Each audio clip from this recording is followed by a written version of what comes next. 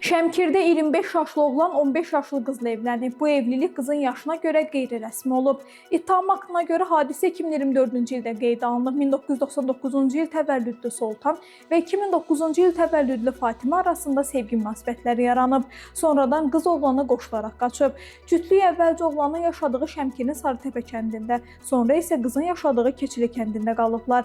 Ər-arvad kimi bir yerdə yaşadıkları üçün dəfələrlə cinsi münasibətdə olublar. Nəticədə 16 yaşlı gəlin hamilə qalıb. Xəstəxanaya yoxlanışa gedərkən həkimlər hamilənin yetkinlik yaşına çatmadığını görərək polisə məlumat veriblər. Bundan sonra Soltan şöbəyə ifadə verməyə gedib və barəsində cinayət işi açılıb. 2025-ci ildə qanunsuz cütlüyün qız övladları dünyaya gəlib. Təqsirləndirilən şəxsin sözlərinə görə Fatimə görüşlərin birində deyib ki, ya elçi gəl, ya da məni qaçır. Buna görə də birgə razılıq ilə onlar qoşularaq qaçıblar. Soltan Fatimənin 18 yaşına çatandan sonra onunla rəsmi nikaha girəcəyini deyib. Zərər çəkən şəxs ifadəsində məhkəmədən təqsirləndirilən şəxs barəsində yüngül cəza verilməsini xahiş edib.